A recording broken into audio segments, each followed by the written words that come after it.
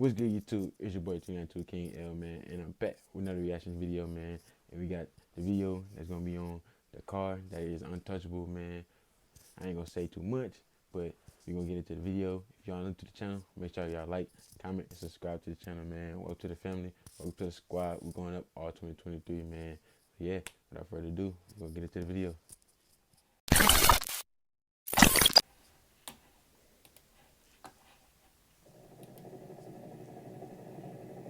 250,000. That's the number of high-speed police pursuits that occur every year in the United States. Okay, No other country 250,000. is even remotely close.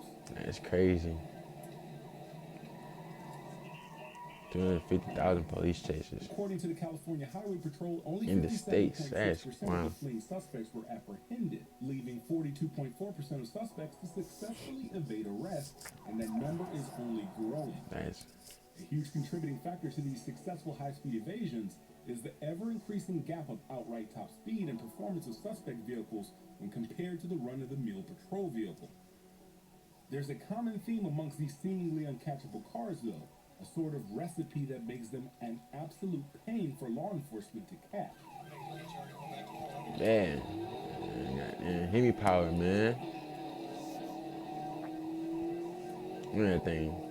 Once that thing hooked, you These just ingredients don't take consist off. of an ostentatious bright red Ferrari. Rather, the American best muscle, getaway man. cars are those that can balance brutal acceleration, ridiculous top speed, and inconspicuous looks that only a trained eye can distinguish from a normal commuter. And they even have a name for it thanks to the British, who almost banned their very That thing existence. sliding too, no kizzy. On this episode of Explained, sponsored by Surfshark, we will take a deep dive into the rise of the super saloon and how it became the preferred method to evading authorities around the world. All right, let's get it. Historically, where you find organized crime, you will also find fast automobiles used to evade authorities. The 18th Amendment of the United States Constitution, which began the Prohibition era of the 20s and early 30s, made the manufacturing, sale, and transportation of intoxicating liquors illegal, which gave rise to bootleggers who transported moonshine from rural parts of Appalachia and imported liquors from Canada with hot-rodded vehicles to evade law enforcement. Bro, Their specialty was the Ford Model 18, which Bro. was more expensive and nearly identical to the Ford Model B used. so I think that's how racing got started, to be honest. Is them obviously having to run from the cops and having fast cars. I think that's how like NASCAR and stuff like that got started. And there's also a movie, I think it's called Lawless, basically on about them basically like selling and distributing alcohol when it's being outlawed. So that's a good movie. Got Shia LaBeouf in it and a bunch of other good actors in it. If you haven't seen it, I highly recommend checking it out. It's a good movie.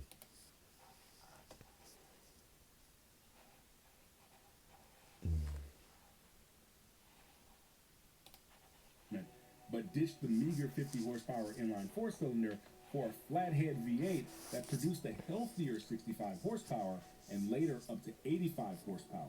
According to bootleggers at the They only time, had it was 50 fast and enough to 65 stay one step horsepower. ahead of That's the law, crazy. rugged enough for the mountain roads, and had a big enough trunk. Now people pushing 1,600. This clear advantage plus of power, cargo space, and durability, combined with a skilled driver, made the Ford Model 18 the desired getaway car amongst moonshiners and bootleggers, and even bank robbers like Bonnie and Clyde. This recipe of a bare-bones four-door sedan with a higher output power plant, a heavy-duty suspension, and braking components would be emulated by Ford and Chevrolet into police packages and sold directly to departments across the country.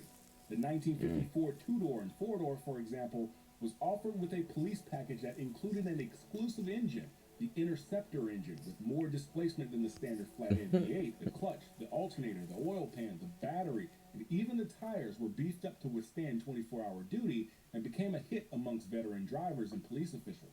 By 1956, General Motors and the Chrysler Corporation would follow suit, offering specialized police equipment packages, and sparked an unofficial arms race across the big three to They're build trying to get them faster and boys, faster man. police cars.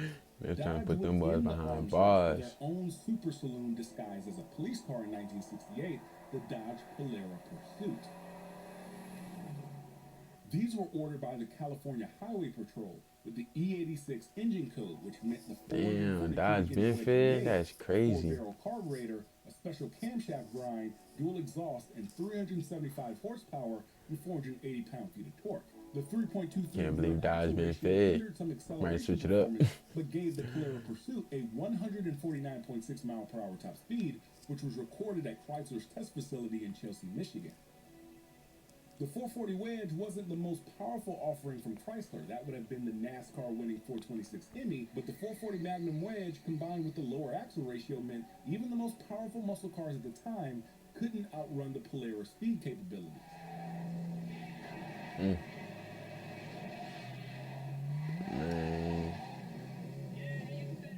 This philosophy of brutally fast and Man, high-tech that beautiful quick-talk RT up like cruisers that, man. Come on. wasn't adopted universally around the world, especially in the United Kingdom. British police cars were smaller, more nimble, and less elaborately equipped than their American counterparts, and preferred manual gearboxes versus the slushy automatics. Occasionally, though, a special car is needed for a special job. Bedfordshire decided the only weapon to win the joyriding war was the 150-mile-an-hour Cosworth Sierra. The narrow British roads, combined with the parking space limitations and higher tax on fuel, made the American recipe of a big V8 four-door patrol car unideal for police work. That would all change with the rise of super saloons in Europe. BMW had their E34 chassis code M5. Man, but sliding. Ooh. Man, sliding. Saloon, born in BMW's motorsports facility outside of Munich, and powered by a dual overhead cam naturally aspirated inline six with individual throttle bodies and north of 300 horsepower. Mercedes had their wolf in sheep's clothing with the 500E, which was also hand-built and co-engineered with Porsche and was propelled by a 5-liter dual overhead cam V8 designated as the M119.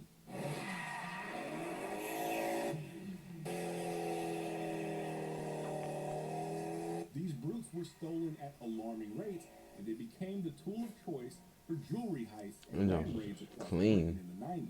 One specific model became literally uncatchable by authorities. It wasn't a BMW nor a Mercedes, rather an amalgamation between General Motors and their recently acquired Lotus Engineering, known as the Type 104, or better known as the Lotus Carlton. These cars began as a 3000 GSI Vauxhall Carlton or Opel Omega off the production line and shipped to Lotus Engineering to be intensely modified. I ain't never heard of this. Longer stroke four steel crankshaft, increasing This the car. displacement from 3 liters to 3.6 liters, and ditched the natural aspiration. Heard of of Lotuses, Garrett T25 but not like turbocharged. this The specific Ford model. Pistons reduced compression from 10.0 to 1 down to 8.2 to 1 to account for the increased cylinder pressure since it was now boosted. The output increased from an already healthy 201 brake horsepower up to 377 brake horsepower. It had wider fenders and bodywork, enormous ventilated disc brakes, a limited slip differential, and only offered with a 6-speed manual from the Lotus engineered ZR1 Corvette. Ooh, that thing sound nasty. The car wasn't made famous by its Ferrari Testarossa-like speed or Porsche 911 turbo rivaling technology, but rather a gang of Ram Raiders making a fool out of police in a stolen Imperial Green example. It was stolen on November 26, 1993 from a home in Worcestershire with the registration plate 40RA, and over the course of months was involved in multiple robberies totaling 20,000 British pounds in merchandise, and it couldn't be caught since the Austin Maestro Panda cars used by the police topped at 90 miles per hour, while the Lotus Carlton could achieve 177 miles per hour on the M6 motorway. The Lotus Carlton was simply Man, even on the replica, it don't sound crazy. unprecedented. Well, almost uncatchable.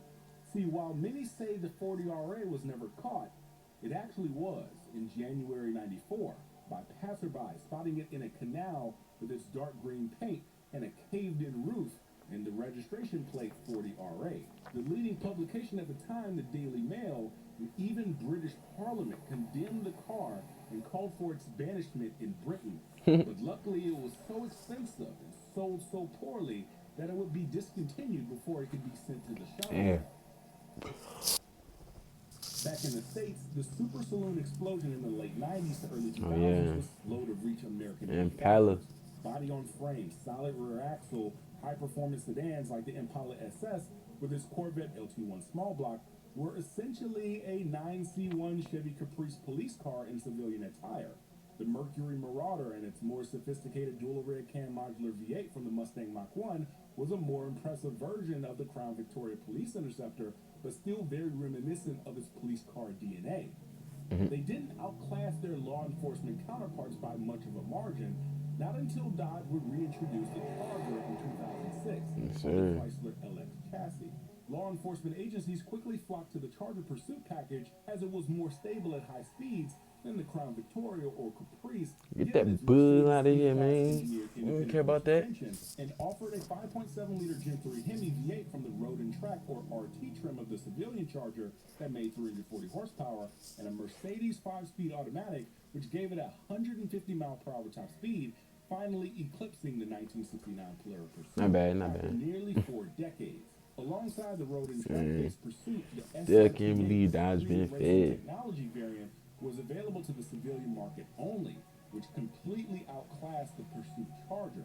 The 6.1-liter Hemi was in essence a hot-rodded 5.7-liter Hemi with a laundry list of upgrades like its stronger cast iron block, larger bore diameter, a forged steel crankshaft, higher compression from 9.6 up to 10.2 to 1, more aggressive camshaft grind, and cylinder heads that flowed exceptionally for a So, push-rod design. was the thing new like, power plant gave 85 more y'all want to reasons make this why car, it was y'all the can also Yankee make a cop car, superswing, and thieves would quickly catch on. like for either, like Older cars before the mid-90s either like were dealership commonly or not referred to dealership, thieves but since the only anti-theft system car was company. door locks and a Like, keyed ignition lock cylinder. he wanted Thieves to would make this car, you bypass gotta the make this ignition lock this cylinder car and a, complete the circuit to the ignition, a giving cop the car the too. ECU Like, and the was start that the mode motive? without the need of a key. Let me, Newer cars like the SRT8 Charger have a transponder in the key that is coded specifically to the car's anti-theft computer. Even if the car is hot-wired, the anti-theft computer locks the ECU from firing the injectors and spark plugs, rendering the car unstartable and Cap. useless. This eliminated random Them low-level things getting thefts, picked off but right then now, for became a real. target for specialized criminals who knew how to exploit the security system. Thieves would carry blank uncoded keys and key programming computers. From there, they would program a new key after entering the special security code. They And still within a doing minute or that. so, they were off with the SRT8. According to the Man. National Insurance Crime Bureau, the most popular model year of Charger thefts were the 2006, the first model year that came out. Really? These pursuits began to rise as criminals are more likely to evade police than giving up, especially while already in a stolen vehicle. Facts.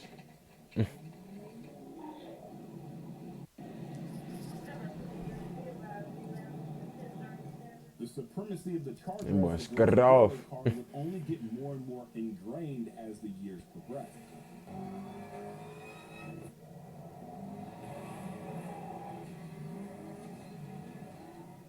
Man, they going crazy with the consistently examples. powerful, going from a 6.1-liter Hemi to a 6.4-liter Hemi. Even higher trim models like the Hellcat introduced a 6.2-liter Hemi with a 2.4-liter twin-screw supercharger, making 707 horsepower, and later getting a bigger 2.7-liter supercharger and 797 horsepower.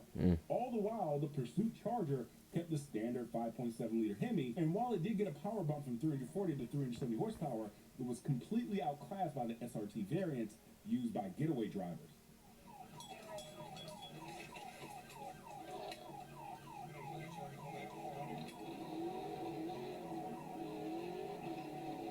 Yeah, thing. Once them things hook, boy, it just take off. All you gotta do is just stay in a straight line, bro.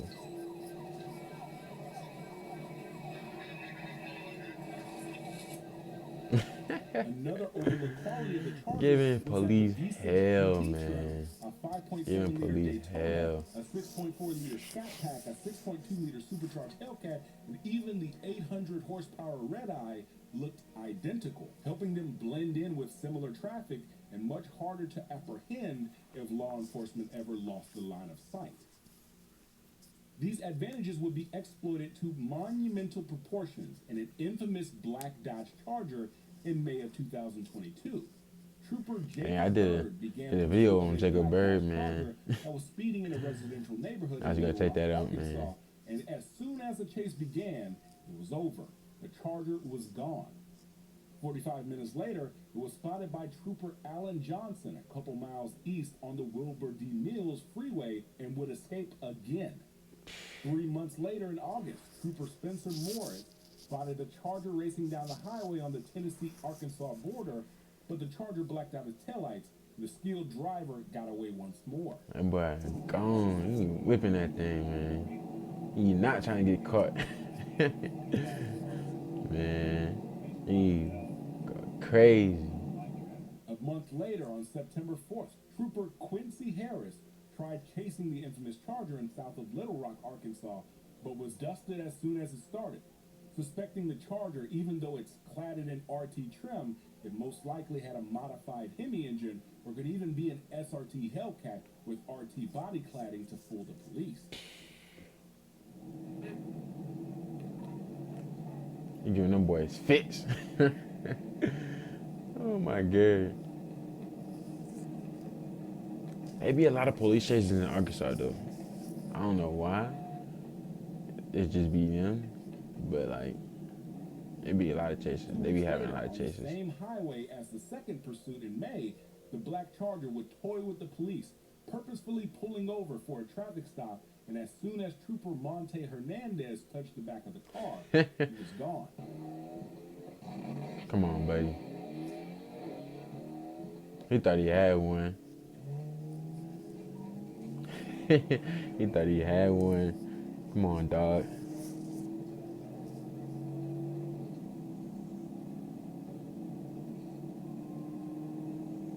It's over with now.